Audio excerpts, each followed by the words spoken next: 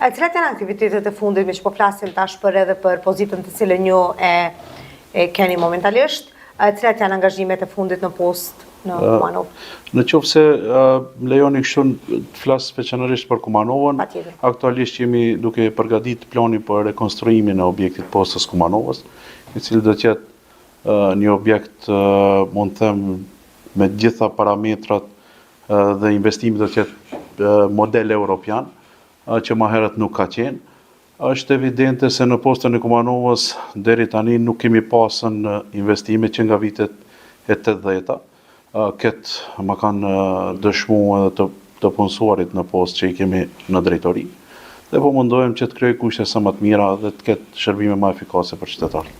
Tani momentalisht si e shihni ju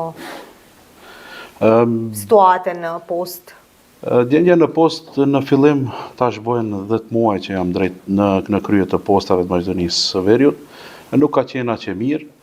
Kemi pas probleme të vazhdueshme në postë, duke filluar nga keq menaxhimi, duke filluar nga mos renditja e mirë në vendet të punës të punëtorëve, deri tek probleme të shumta të cilat janë në vazhdueshmëri çdo ditë ndryshe për shkak se ne kemi 330 pika postare dhe kemi diku parafërsisht 1900 deri 2000 të punësuar.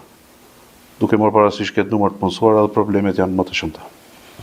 Ju si drejtori i qendrave të postës në Republikën e Maqedonisë, desha të di se ku asni më shumë vështirësi, në cilën pjesë administrative keni më shumë?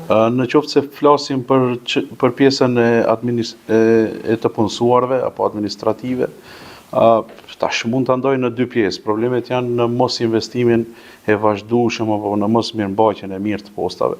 Kemi pas në probleme si në parkun e veturave, në mos pasjen e kushteve elementare për t'i kryer shërbimet postare, duke vazhduar deri te pjesa e të punësuarve ku momentalisht jemi duke punu pjesën e sistematizimit, ku kemi mbi 35% administratë, e cila e stërngarkon funksionimin e postës dhe nuk e lejon që të kryhen detyrat në mënyrë të rregullt, për shkak se në të kaluara nuk është bë asnjë punësim në pjesën teknologjike ku duhet kryen shërbimet, por të gjithë kanë menduar se duhet ta zonë një vend pune në administratë dhe më pastaj vjen defekti që nuk mund të funksionojë edhe posta.